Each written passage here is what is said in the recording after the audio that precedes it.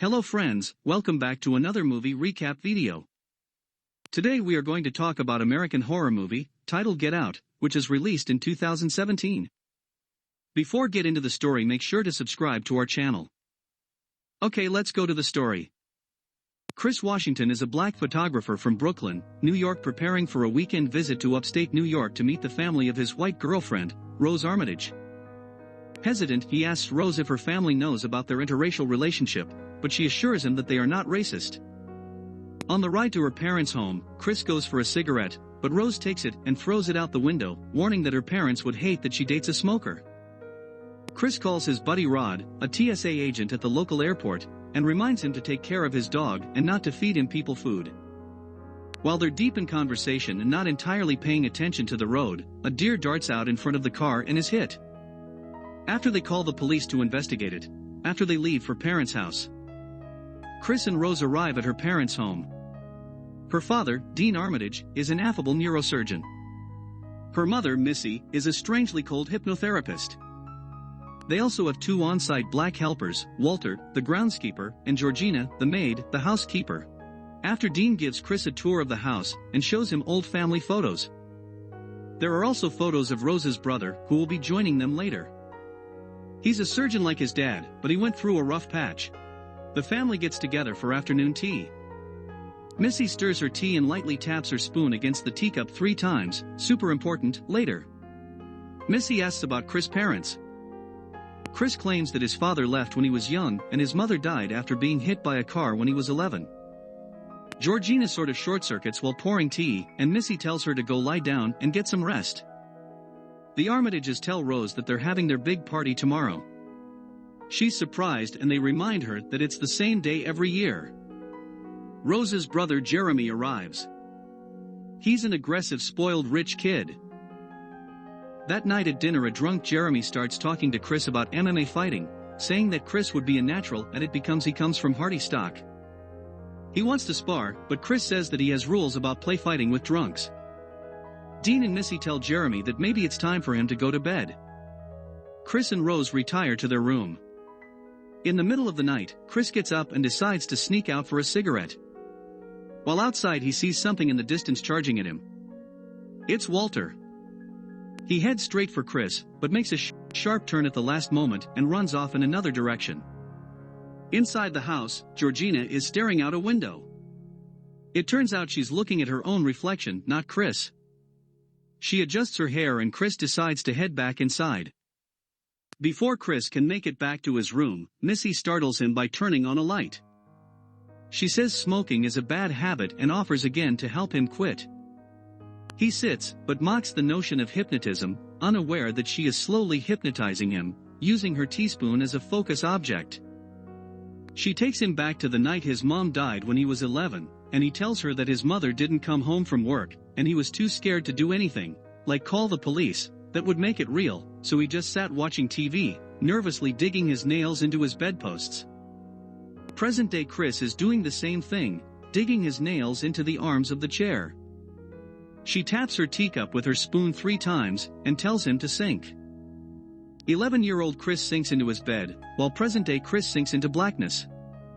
His consciousness has left his body, which is paralyzed in the chair.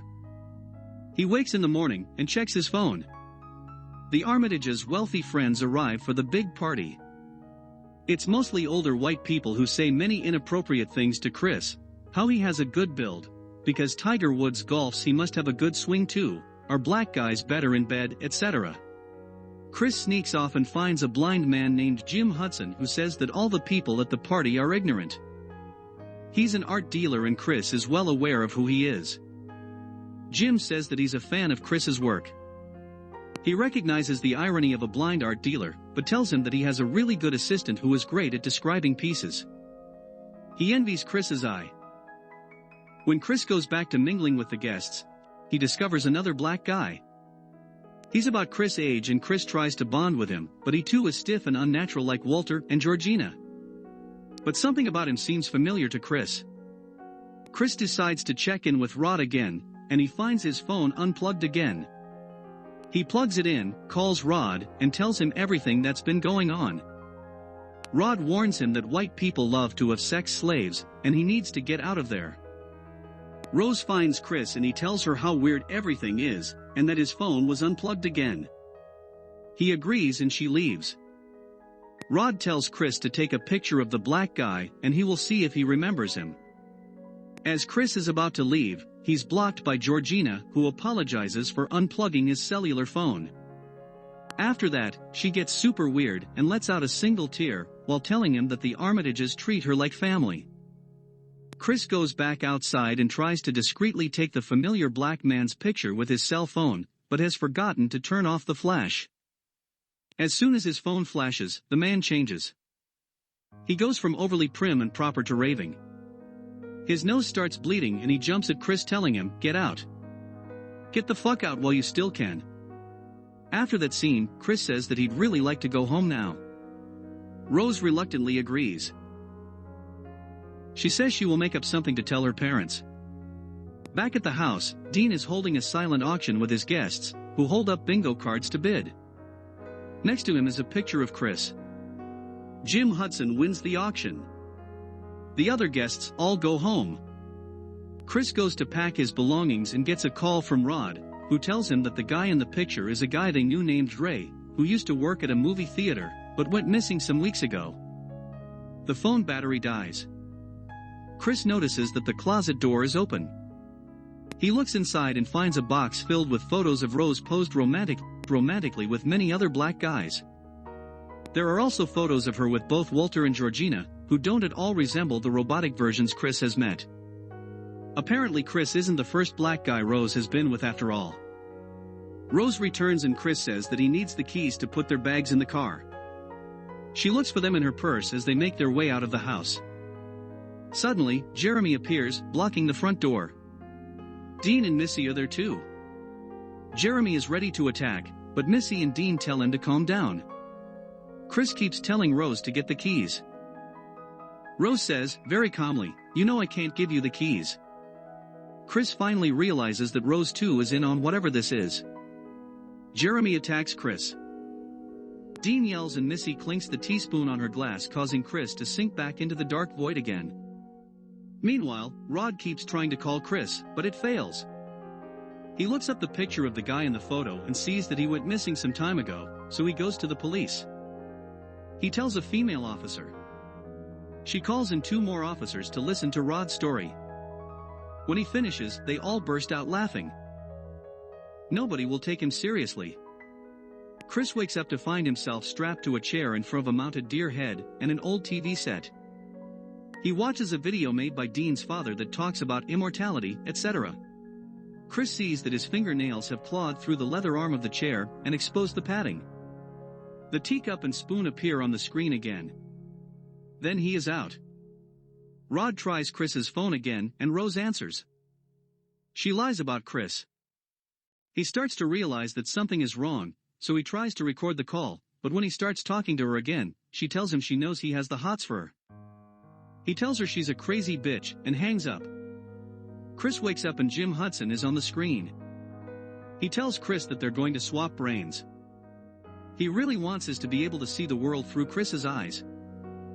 He will continue existing in the dark void, but will be able to continue on as sort of a passenger. The flashing is an unfortunate side effect, as they saw earlier at the party. Ting ting ting of the teaspoon and Chris is out again. Dean and Jeremy prep Jim Hudson for a brain transplant. Dean tells Jeremy to go get Chris. He takes off his restraints and gets an IV ready. Chris wasn't unconscious after all, he'd stuffed padding from the chair in his ears to block the sound of the teaspoon. He knocks out Jeremy. Dean calls for Jeremy and goes out of the lab area to look for him. Chris rushes him and impales him with the deer antlers from the other room. Rose has earbuds in and isn't aware any of this is going on. While she listens to music, she is Googling images of handsome-looking black men with good physiques. Chris goes upstairs and finds Missy. She goes for the teacup and spoon, but Chris beats her to them and smashes the cup. Instead she attacks him with a knife, but he turns it on her and stabs her to death. He runs outside and gets into Jeremy's car. He starts down the driveway, but hits Georgina. He can't just let her lie there like he did his mom, so he gets her in the car and continues down the driveway. She wakes up and attacks him. In the process, her wig falls off and there is a scar across her head from a brain transplant too. They crash into a tree and she dies. Rose hears this through her earbuds. Suddenly, Rose is coming after Chris with a rifle. He begs her to stop, but she sees Georgina and refers to her as Grandma. Rose shoots again and misses Chris.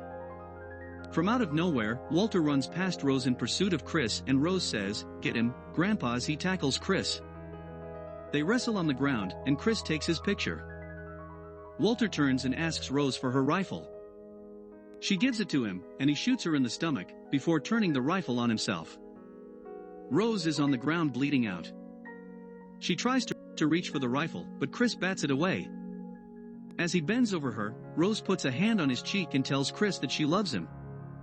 Chris starts to choke Rose, but stops. He can't go through with it. A police car pulls up. Rose calls weakly for help, knowing the local police will throw Chris in jail. But it's Rod stepping out of the police car. Chris gets into the car. Rod looks at the chaos and says, "Man, I told you not to go in that house." When Chris asks Rod how he found him, Rod explains that he works for the TSA, and that everything will be alright. Rose smiles with her last breath as Rod and Chris drive away into the night. The film ends with Rod driving Chris away from the scene as Rose lies dead in the road. That is the end of the story. Don't forget to subscribe to our channel and turn on notifications. Thanks for watching.